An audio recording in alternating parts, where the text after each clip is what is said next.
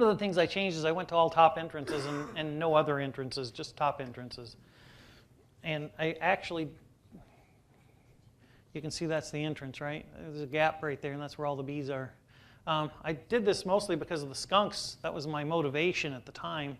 But a whole bunch of other things came along for the ride.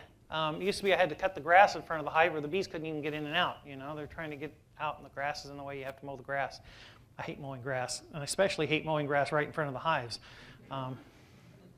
So I didn't really have to cut the grass because by the time the grass is this high, my entrance is this high. So by the time the grass is this high, my entrance is this high. So it didn't seem to matter anymore if I cut the grass. I don't know about snow where you are.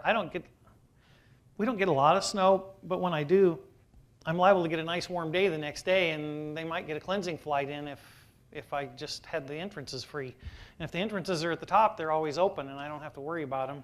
If they're at the bottom, I have to shovel them out. If that's the only entrance I have to shovel them out so that they can make that cleansing flight. So I discovered it saved me that work. Mouse guards were always a pain. I have to go put them on all the hives. I have to figure out when to put them on all the hives, because if I put them on too late, the mice have moved in. If I put them on too early, they kind of block traffic. I tend to use little 1/4-inch hardware cloth in the entrances. And 1/4-inch hardware cloth, if they're still hauling in pollen, they tend to lose about 1/3 of their pollen on the way in if I put them on too early. If they're done hauling in pollen, that works really well, but if they're still hauling in pollen, that kind of gets in the way. So it was always a dilemma. When do I put them on? When do I take them off? And I don't have to worry about it with top entrances. I don't put them on. I don't take them off. I don't have any problems with mice. I know everybody thinks mice can climb up in the top, and you're right. If there weren't any bees in there, I think they would. But somehow, when they got to climb in the top and get past the bees to get back to the bottom where they really want to be, they just don't seem to do it. I don't have any trouble with the mice getting in. The skunks were my main reason.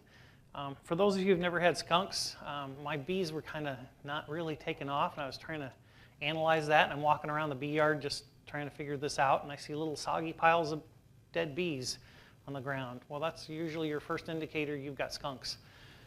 What they do is they get in the entrance, they get down low because they don't like to get stung. This is kind of sensitive area for them, but their top of their head's pretty tough, and their pads of their feet are pretty tough, and so they scratch on the entrance and get a bee to come out, and they catch it between their paws, and they roll it in the grass and get it to sting the grass, and then they pop it in their mouth, and then they repeat.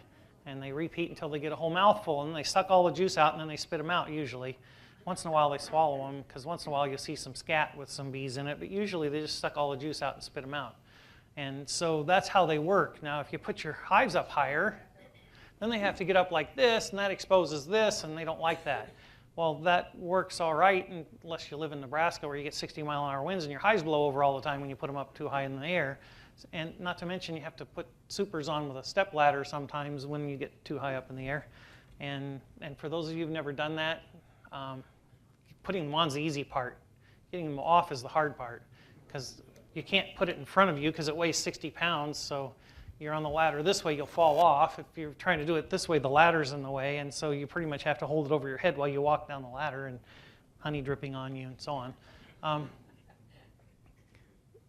The other thing about a top entrance is not only do you get better ventilation, but if you think about it, what you need both summer and winter is to get rid of moisture.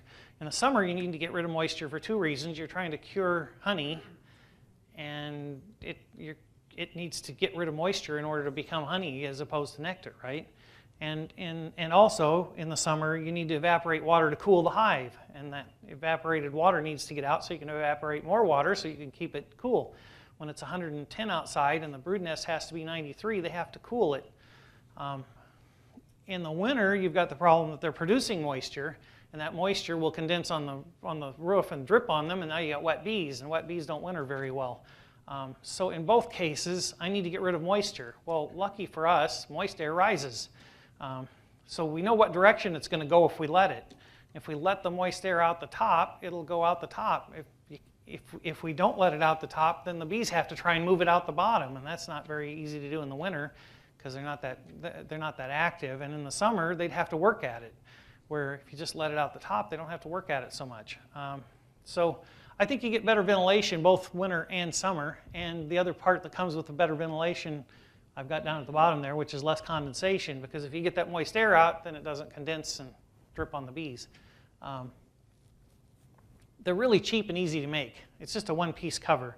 And actually that's also handier, I think, because it's handier for a number of reasons for me. For one thing, the cover is the exact same size as the hive, so I can butt all my hives up against each other for winter, and I don't have a telescopic cover sticking out in my way. For another thing, I don't have two pieces to deal with where I've got an inner cover and a cover. I've just got a cover. I don't have another piece to mess with. The other thing about a top entrance is bottom entrances in the winter, if a lot of bees die, can end up getting clogged with dead bees. So sometimes they can't fly because there's dead bees in there blocking the entrance. And you don't have that problem with the top entrance because the dead bees are at the bottom. I want to put my hive as low as I can because of a combination of the wind, and I don't want to be lifting boxes so high. So it lets me go lower without having skunk problems and all the rest of this. And that's an advantage.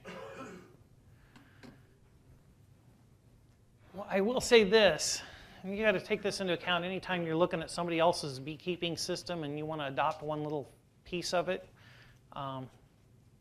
There's always ramifications to everything, and you need to understand what those ramifications are. If you only have a top entrance and no bottom entrance and you put a queen excluder in, then the drones have no way to get out.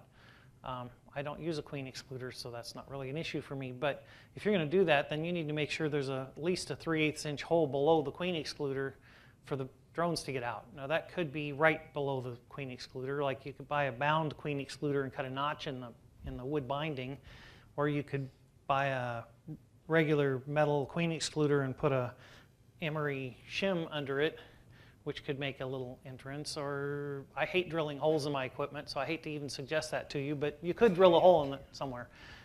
You could even put a 3/8 inch hole you take a bottom board and block the entrance. You could drill a hole in that block just big enough for a drone to get out. And odds are the bees aren't going to be real active using that one when the grass is tending to block that route, but at least the drones can get out.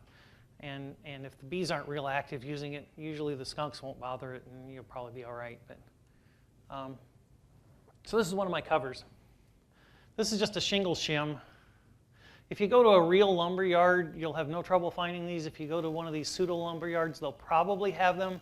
I have been to some, though, where they didn't have a real shingle shim. They had these little shims that somebody made on a radial arm saw that were only like 4 inches long, and they weren't really a real shingle shim. A real shingle shim is a sawn cedar wood shingle that's been cut into 1.5 inch strips, and they use them for putting windows and doors in. And I have found them at Home Depot and Lowe's and whatever, but sometimes they didn't have them. They had some homemade thing that they made instead. But this is a shingle shim. So I've got 2 shingle shims here, and I've nailed and glued them onto this piece of plywood. This happens to be 3/4. I like 3/4, but it's getting harder and harder to deal with a 3/4 inch sheet. I tend to hurt myself anymore, so I pretty much gone to using 1/2 inch. 1/2 inch isn't as stable. It'll warp more on you, and any of these might warp, depending on how much it rains and whatever. I use a lot of bricks if it gets warped, and just set them on the corners that are sticking up, and they eventually get glued back down by the bees, and then it straightens out. But this is upside down right now. We're looking at the bottom of it. When you flip it over, it looks like this. That's your shingle shim, which makes the gap, and then there's the entrance. Now, people often ask me, how do you reduce this? Well, I go buy a piece of screen molding. Screen molding is made for putting like a screened porch to nail on your screen to hold it. And it's 3/4 inch wide by 1/4 inch thick and kind of rounded on the edges. And you can usually not only get them at the lumber yard, you can even get it at the hardware store, because the hardware store seems to always stock them because they sell screen, and people are often using this to make a screen door or whatever. But anyway, I just cut it about 2 inches short of the whole thing and put one nail in the middle going up into the lid, and then it'll pivot. You can pivot it around to open it, or you can pivot it around to close it. Not that it pivots easily, because they propolis it, and you got to break the propolis loose to pivot it, but at least I don't lose it. It's there when I need it, and I can always just break the propolis loose, bend it back where I want it, and it's there.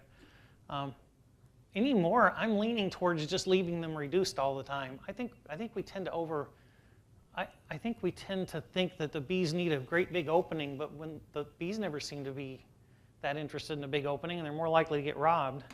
They seem to do pretty well with it small, so I may put reducers on all mine. I may just nail them on and leave them reduced. I don't know. I'm still contemplating that.